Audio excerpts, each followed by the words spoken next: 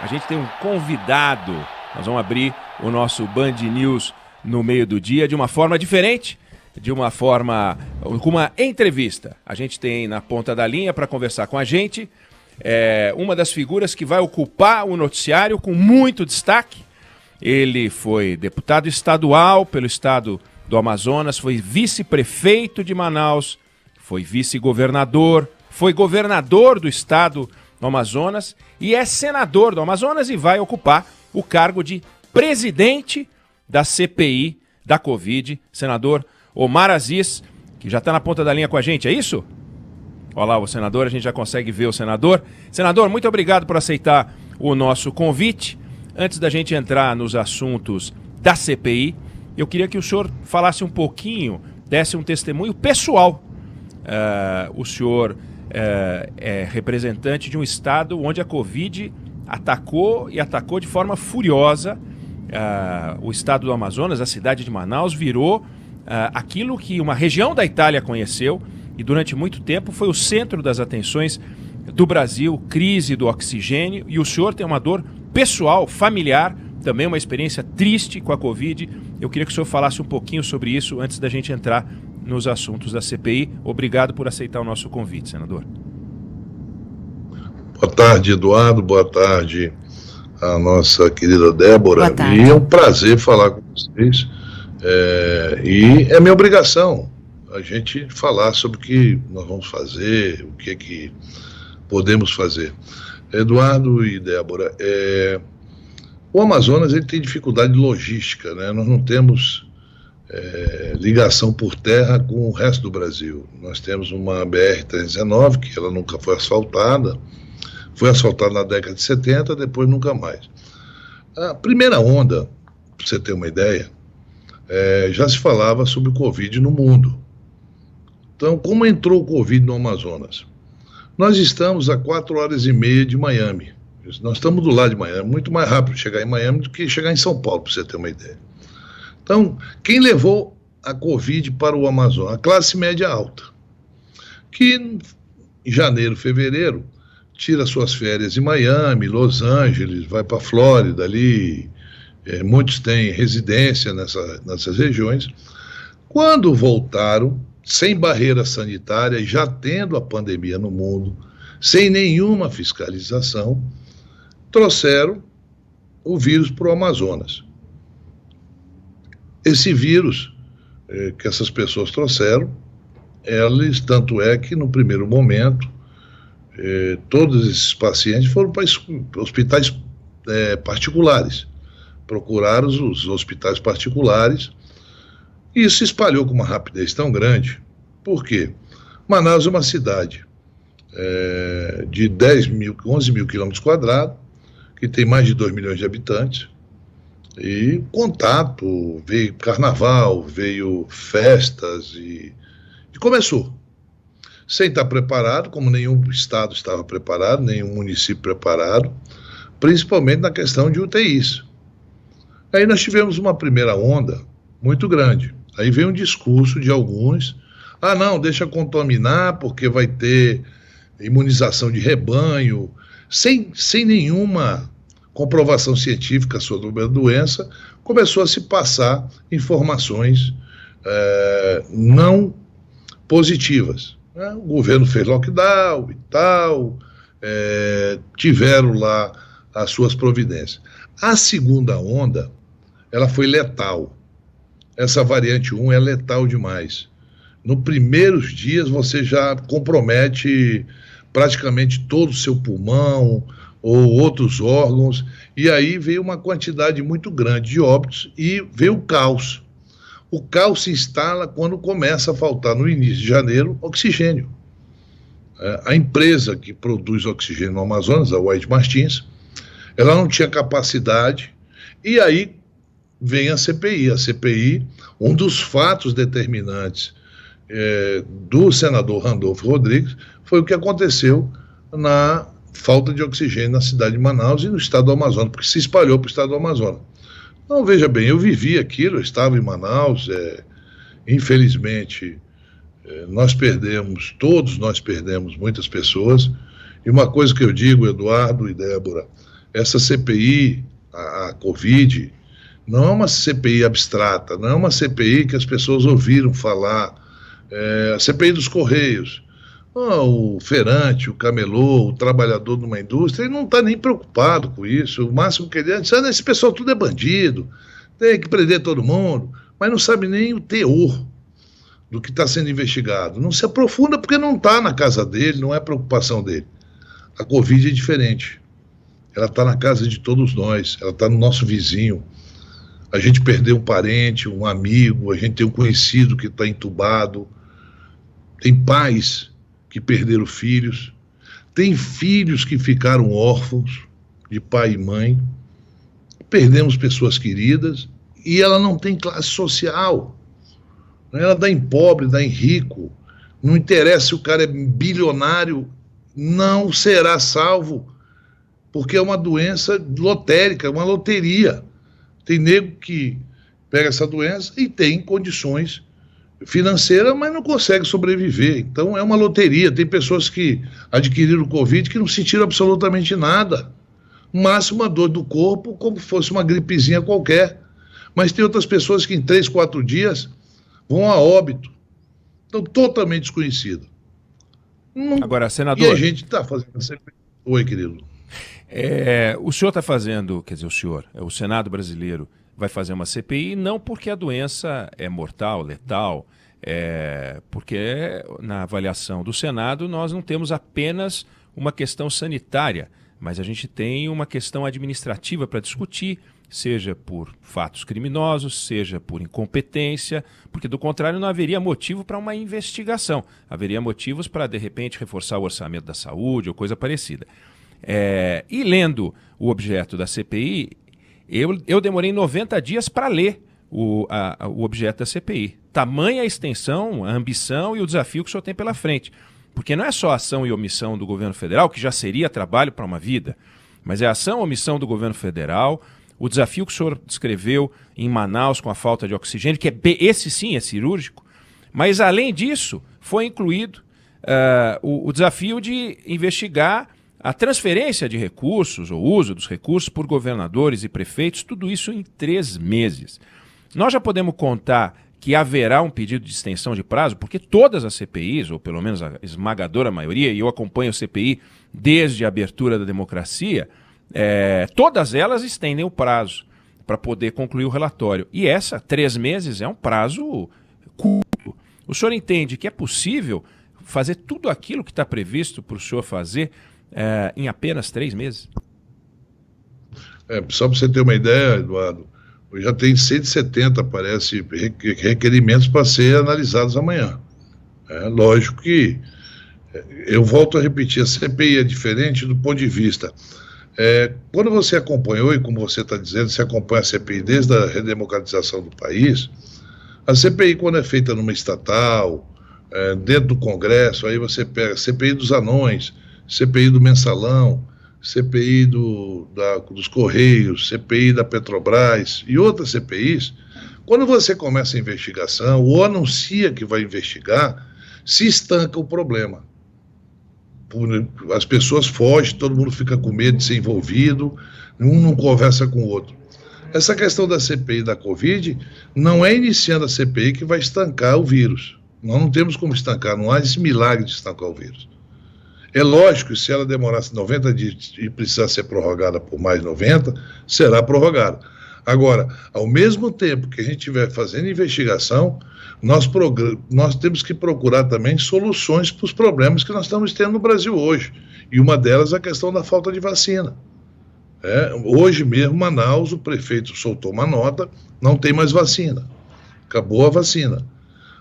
Na época do ministro Pazuello, o ministro disse, não, vocês podem se vacinar com a segunda dose que está reservada, porque vai ter vacina daqui a pouco. Se tivesse feito isso, nós perderíamos a primeira dose, porque não teríamos para fazer a segunda dose.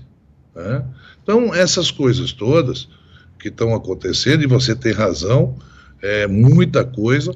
Agora, o que a CPI diz? Que fatos correlatos aos estados e municípios em relação a recursos federais, que não foi pouco recurso, vamos deixar claro, As pessoas criticam muito, eu também sou crítico de alguns comportamentos, mas estados e municípios não podem se queixar que o governo federal não repassou dinheiro para a Covid. Não é aqueles recursos constitucionais que todo estado recebe, todo município recebe, não. Recursos extras. Esses recursos, com certeza, caso tenha algum desvio de conduta, não tenha sido utilizado corretamente, a CPI tem a obrigação de investigar. É o caso, por exemplo, de várias denúncias que está tendo em relação de desvio. Então, essa é uma obrigação nossa.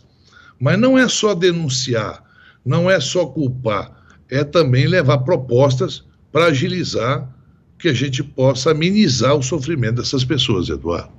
Débora Alfano. Estamos conversando com o senador, presidente da CPI da pandemia, Omar Aziz, aqui na nossa programação. Para quem ligou o rádio agora, faço convite para acompanhar também nas nossas redes sociais com imagens. Senador Omar Aziz, os pedidos protocolados cobram, dentre outras coisas, informações sobre a aquisição das vacinas, como o senhor dizia, dos EPIs, equipamentos de proteção individual, kit intubação que está faltando em São Paulo, por exemplo, em outras regiões também, oxigênio hospitalar, enfim, vários recursos empregados na abertura de leitos, uso do tratamento precoce, né, sem a confirmação de medicamentos que teriam eficácia contra o coronavírus, mas em relação a declarações e comportamentos, eu queria saber o seguinte, comportamento, por exemplo, ontem a gente flagrou, anteontem, o ex-ministro da Saúde, Eduardo Pazuello, em Manaus, em um shopping, entrando sem a máscara, né? Os integrantes do governo não costumam utilizar o equipamento de proteção.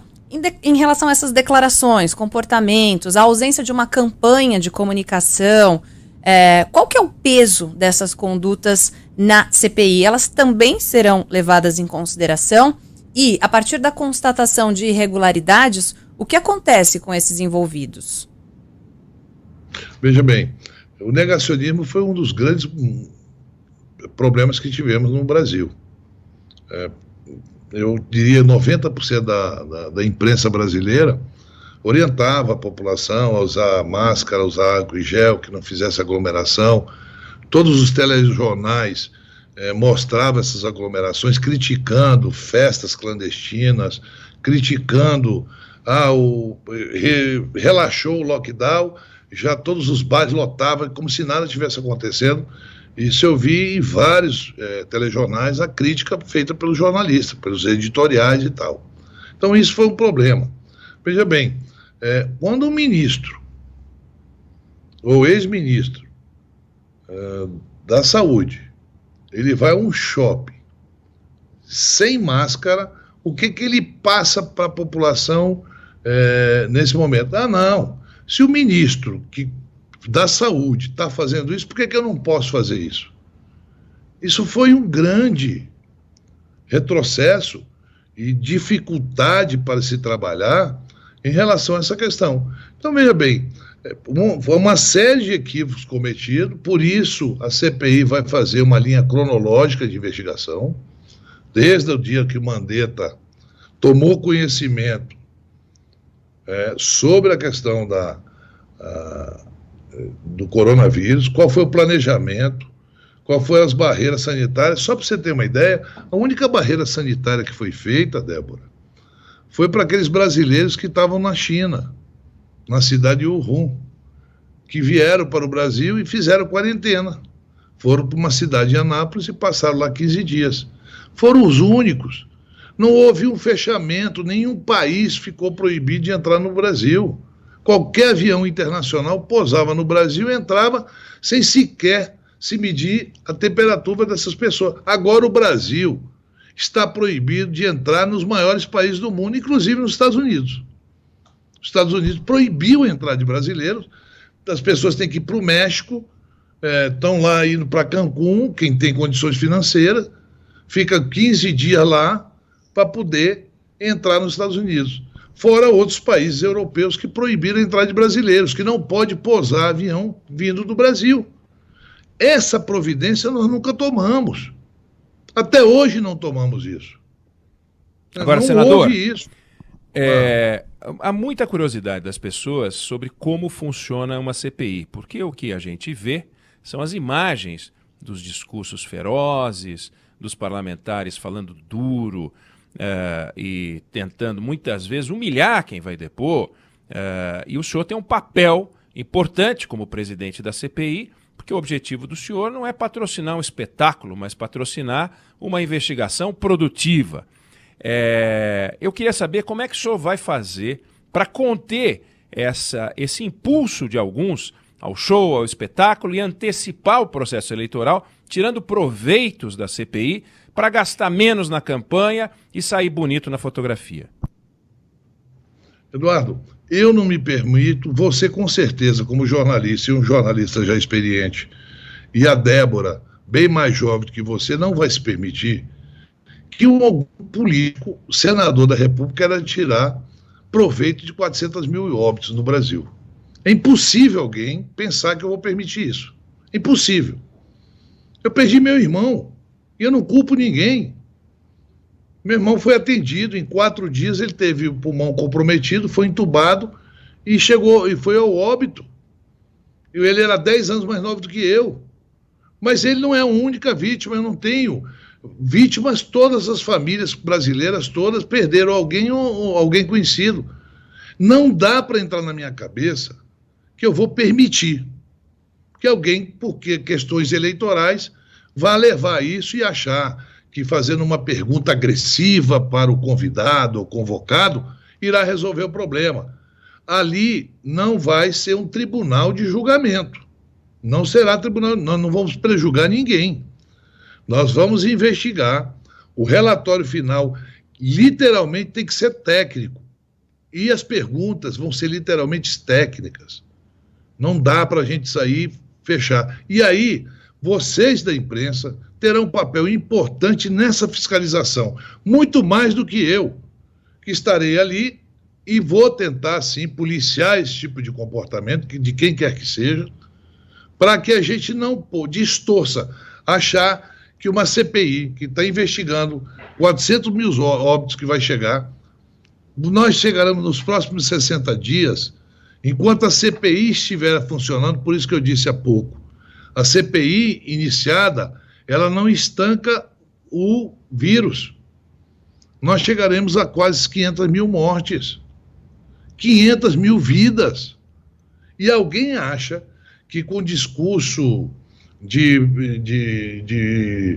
tamborete, como se estivesse discursando, achando que vai ali resolver, não será discurso, não será agressão, não será falta de respeito dos convidados, convocados ou testemunha, que nós poderemos chegar numa conclusão, se falhamos ou não, se erramos ou não. Por isso que eu não tiro conclusões e nem prejulgo ninguém.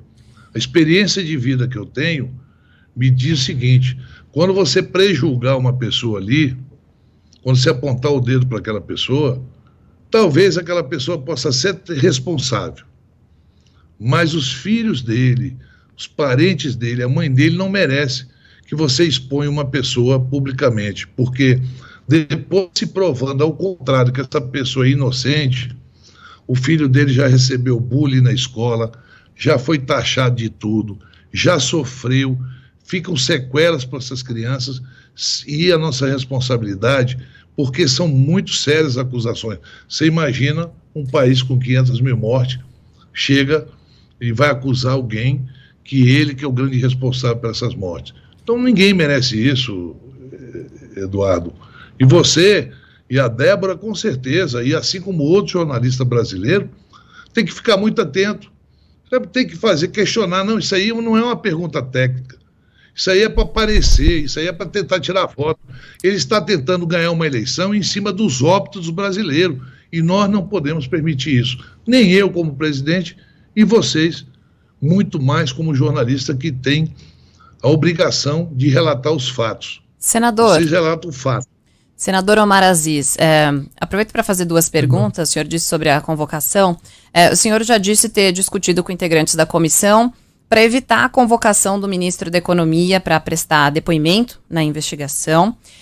E a escolha, vou emendar uma segunda pergunta, então, primeiro, por que o nome de Guedes foi retirado da agenda inicial, se isso teria impactos no cenário econômico, e a escolha do senador Renan Calheiros para a relatoria da CPI tem gerado muitas críticas, muitas polêmicas, essa escolha, apesar de apelos e articulações para barrar o parlamentar da relatoria. Agora, acabei de receber a notícia aqui, a informação, que senadores da oposição entraram com um mandado de segurança no STF contra essa indicação de Renan Calheiros à relatoria da CPI da pandemia. O que o senhor tem a dizer sobre essa escolha? Veja, Débora, primeiro, há uns 10 dias atrás, falaram que iam convocar o ministro Guedes. E eu poderia... Agora não é o momento de convocar o ministro Guedes, nós estamos passando por um momento econômico muito ruim. A simples convocação para uma CPI, por uma comissão parlamentar de inquérito do ministro da Economia, isso mexe com a estrutura econômica do país e com as nossas relações comerciais com outros países. A fuga de capital, a bolsa oscila, há uma série de sequelas que isso causa numa convocação. Aí me veio o ministro ontem e disse que a Coronavac não presta. Que a americana é melhor. O ministro da Economia está mal conseguindo resolver o problema econômico do país. Agora vem me dar uma de cientista para dizer o que presta e o que não presta. Somos nós que vamos dizer isso? O que eu disse há pouco, eu disse, olha, o ministro da Economia entende tanto de vacina quanto eu entendo de colocar um foguete na Lua. Nada. Não sei nem por onde começar. Então, veja bem, esse tipo de comportamento e de declaração parecia ali uma discussão de botequim. Olha, Coronavac, toma outra, toma lá a Pfizer porque ela é melhor, toma não sei qual. Então, veja bem, isso não é legal. Mas, mesmo assim, eu defendo essa tese, mesmo com esse comportamento, com essa frase infeliz, essa colocação infeliz do ministro, eu acho que nós temos que ter muito equilíbrio em relação à questão econômica. Porque, nesse momento, muita gente desempregada, muita gente passando dificuldade, nós estamos no limiar de uma convulsão social por falta de comida, e nós não podemos, a CPI não pode incentivar e colocar gasolina na fogueira. Essa que foi a questão. Porque até então, se alguém chegar comigo e dizer, olha, nós não compramos vacina porque o ministro Paulo Guedes não quis dar o dinheiro, sim, aí vamos chamar o ministro Paulo Guedes. Agora, discutir outras questões relativas à economia, Pronamp, auxílio emergencial, eu acho que o próprio Senado, a Câmara dos Deputados pode discutir isso sem levar isso para a CPI. Porque chamar o ministro, convocar, convidar ou qualquer coisa, tem sim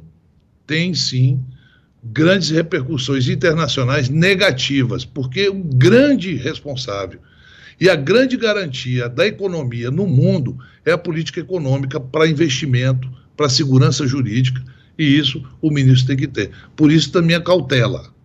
Mas se eu souber de algo a mais sério, que ele não contribuiu, que ele contribuiu para o caos chegar, não tenha dúvida que também será convidado ou convocado. E agora, eu não mando na CPI, eu sou o presidente. Nós temos 11 membros. Em relação à relatoria com Renan Calheiros? A relatoria. Deixa eu explicar para você.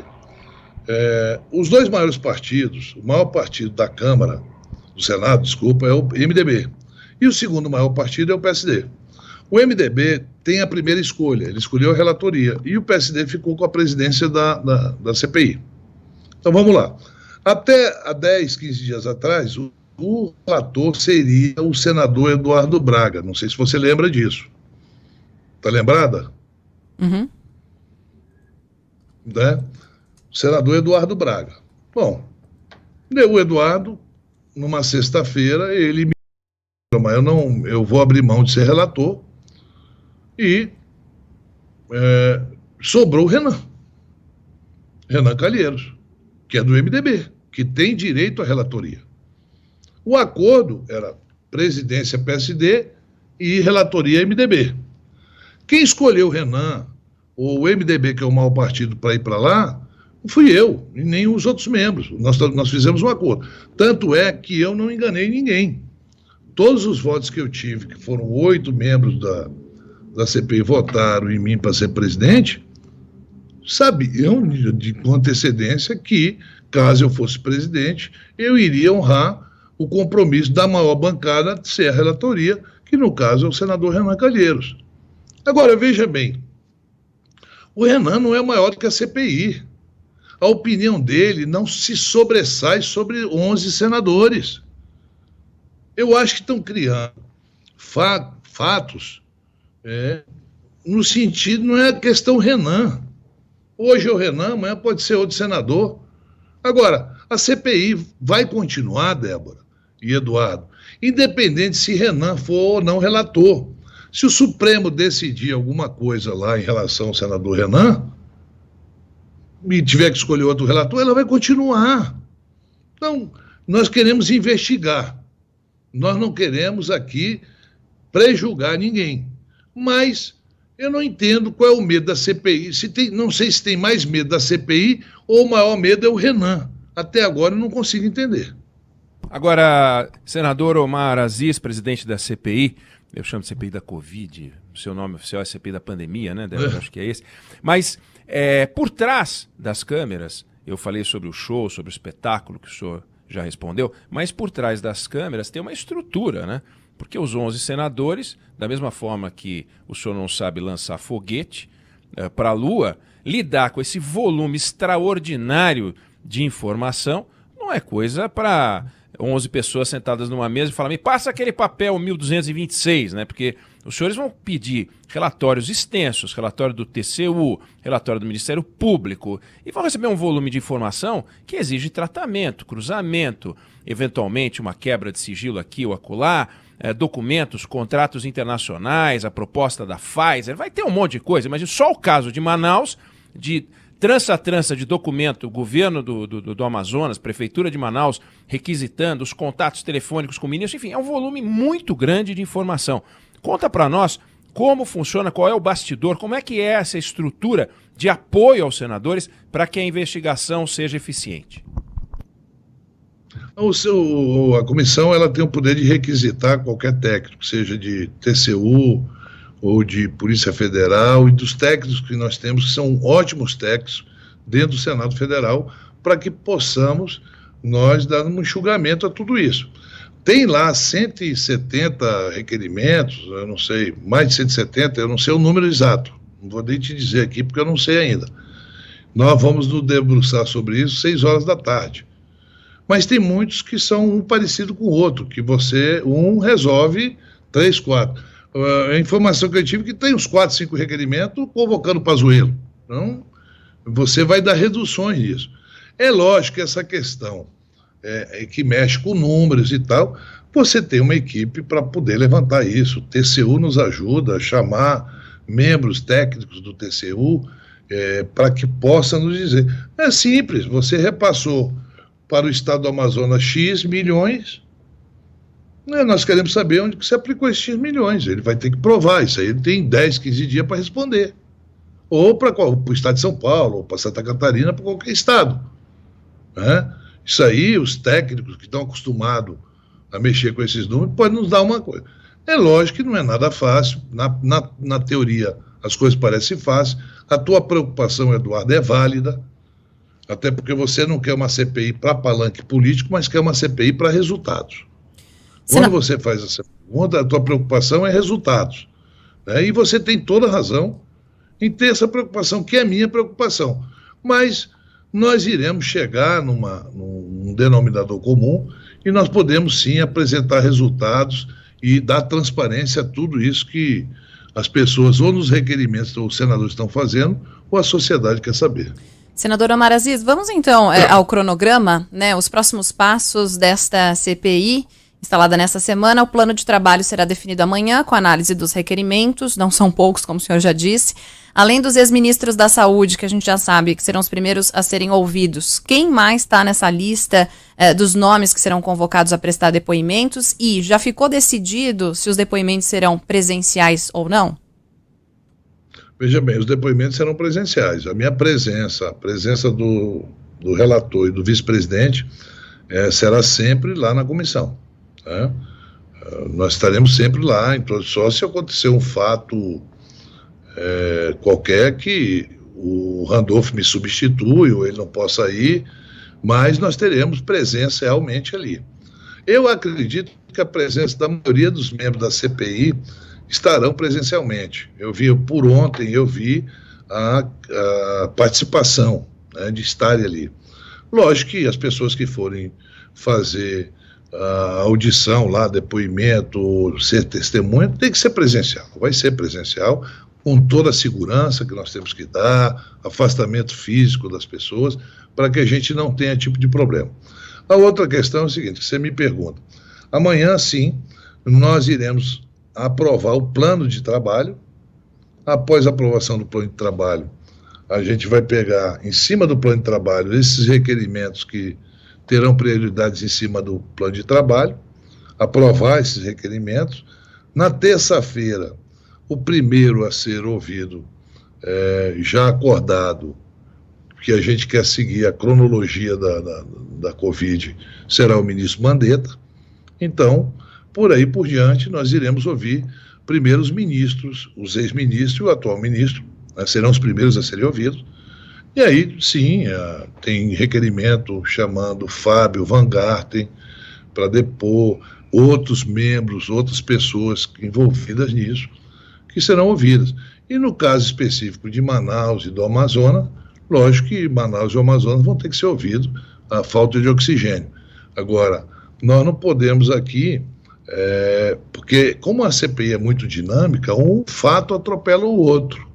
Se acontecer um fato determinante, não tenha dúvida que um senador pode requerer para ouvir fulano que apareceu no depoimento de alguém que pode contribuir na investigação. Isso é uma coisa que nós vamos ter uma assessoria muito boa nesse sentido, para que a gente possa fazer isso e dando transparência ao nosso trabalho ali, sem prejugar, volto a repetir, sem prejugar, sem condenar absolutamente ninguém, antes de ter resultados realmente verdadeiros. Por último, senador, mas não menos importante, a CPI vai correr atrás de possíveis crimes e de prováveis exemplos de incompetência. Na Itália, nesse momento, eles estão fazendo uma comissão parlamentar de inquérito específico na região da Lombardia, porque lá a coisa foi complicada, mas eles estão fazendo isso ao final da pandemia e não no curso da pandemia. A nossa CPI acontece no curso da pandemia. Digamos, claro, que se identifiquem crimes, encaminha para o Ministério Público e a coisa tem seu curso.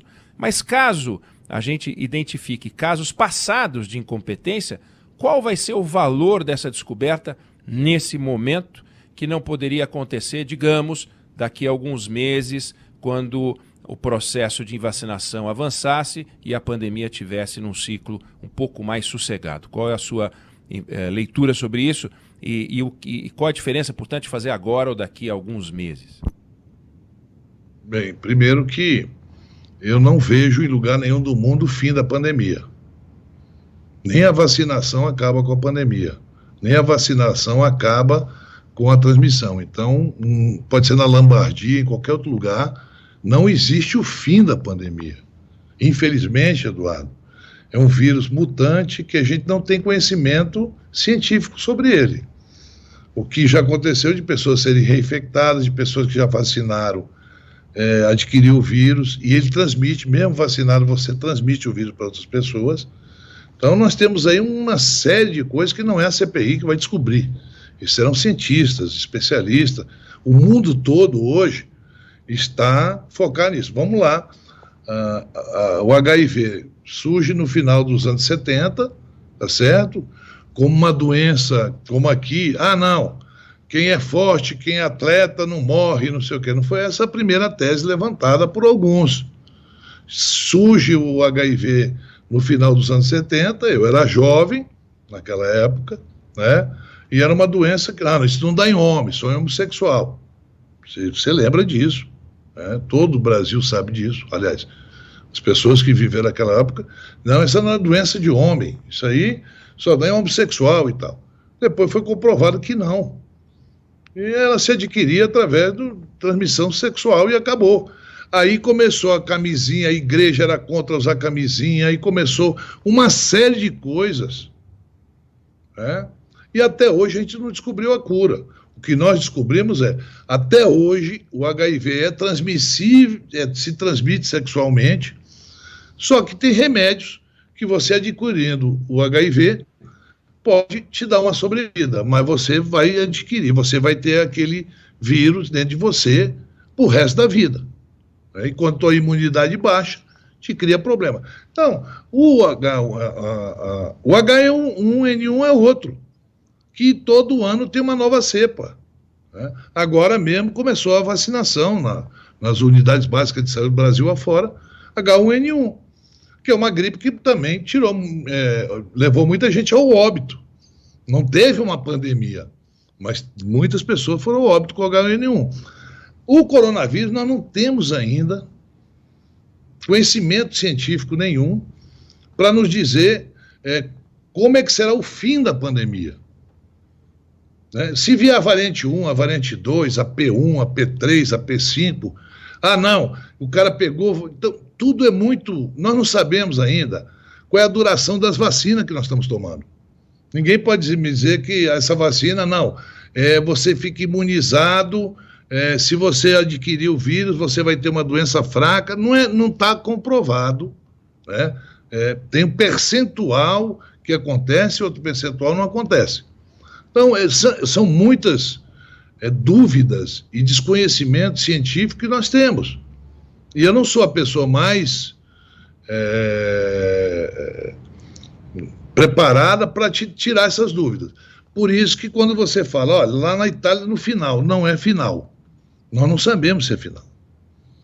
Né? E quando você diz bem assim, não, mas por que começar? Para saber o que foi os erros que nós cometemos, para caso venha um novo vírus. Quem disse que só vai ter o Coronavac? O Brasil precisa ter, a partir de agora, um procedimento padrão para o Brasil todo, não o presidente falar uma coisa, o governador outra, o presidente fala uma coisa, o governador de São Paulo faz outra, o prefeito de São Paulo faz outra. O presidente da República, o ministro fala uma coisa, o governador do Amazonas faz uma coisa, o prefeito do interior do Amazonas faz outra. Nós temos que ter um padrão. E nós não temos esse padrão. Né? Primeiro o vírus vai ter imunização de rebanho. Se todo mundo pegar o vírus, nós não teremos mais problema. Não é verdade. Tem reinfecção. Já teve caso de reinfecção e muito mais grave, inclusive. Alguns casos que são relatados, veja bem, eu estou dando essa informação, estou falando para ti, mas cientificamente eu não posso falar, comprovar. Tem pessoas que, tem médicos que dizem o seguinte, quem pegou na primeira onda o vírus e foi fraquinho, na segunda onda ele pode ser letal. Tá certo? Mas tudo isso são suposições, nós não temos números, nós não temos absolutamente nada comprovado cientificamente. Agora, eu te asseguro, isso eu te digo, Eduardo, a nossa vida nunca mais será a mesma. Nem a minha, nem a sua, nem da Débora. Nós passaremos muitos anos, a nossa geração, a minha e a sua, e essa geração de jovens não terá o prazer que nós tivemos, de sentar à mesa com amigos, chegar um drink, e você dizer, o que você está tomando? Diz, estou tomando isso, deixa eu provar. Não existe mais isso. Você não tem mais como beijar, abraçar pessoas. Acabou. Enquanto tiver o vírus letal, acabou. Nós não teremos mais o Morumbi lotado. Nós não teremos mais shows, carnavais. Enquanto a aglomeração transmitir o vírus, retransmitir, não terá. Então, veja bem, o isolamento físico, e eu não gosto, e não é minha essa palavra, isolamento físico, é do senador Otto Alencar, que é médico, ele disse, isolamento é físico, não é social. Porque esse vírus, a classe social A, pega o vírus como a classe D pega, a classe D é. Então não tem esse negócio de isolamento social, é físico, eu fico isolado de você. Quando eu era criança, nós éramos 6 irmãos, e você deve ter tido irmãos, a Débora também, quando um de nós pegava os catapora, a mãe da gente isolava, olha, ninguém vai tomar no copo do mar, ninguém come no prato do mar, porque estava com o catapora e podia transmitir para os outros irmãos. Sarampo, rubéola e gripe. Já existia o isolamento. E era muito menos letal do que isso. E mesmo com essa letalidade, tem gente que nega a ciência e diz que não, isolamento não. Faz aglomeração. É isso que eu estou dizendo, Eduardo. É esse comportamento que o Brasil está tendo. Tá certo, a economia tem que sobreviver. Mas você quer uma economia forte sem pessoas morrendo? 500 mil pessoas daqui a 50 dias, 60 dias estarão mortas no Brasil por causa do vírus? Então é isso, Eduardo. Essa é a nossa preocupação. Sem politizar, sem prejugar ninguém, mas com uma preocupação a gente traz esse debate. Trazer esse debate do ponto de vista de quem errou, de quem acertou, o que é que nós fizemos errado. O Brasil ou qualquer país do mundo não pode adivinhar se terá um novo vírus ou uma nova variante muito mais letal. Nós tivemos o ebola, que não chegou no Brasil, teve alguns casos de hidrocefalia em relação à chikungunya, mas tudo não chegou a ser uma pandemia. Essa não. Essa nos assusta. Eu, pessoalmente, Eduardo e Débora, eu digo isso com a maior franqueza do mundo. Eu não esperava em vida assistir o que eu estou assistindo. Eu vi esse filme, como nós assistimos vários filmes, com pandemia, pessoas adquirindo um vírus ou uma bactéria, alguma coisa, mas em vida eu não esperava ver isso que eu estou vendo. E eu vi como vocês estão vendo, e nossa vida não será nunca mais a mesma.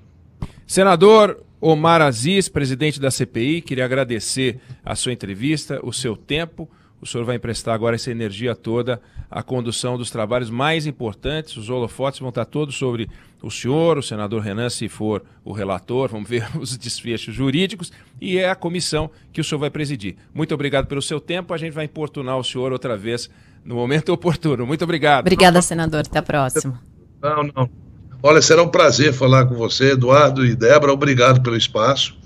É obrigação minha, primeiro como homem público, depois na função de presidente, ter que esclarecer a vocês aquilo que vocês querem ser esclarecido. E não tem ninguém melhor do que os membros da CPI para esclarecer o andamento da CPI. Uma boa tarde e muito obrigado pelo espaço.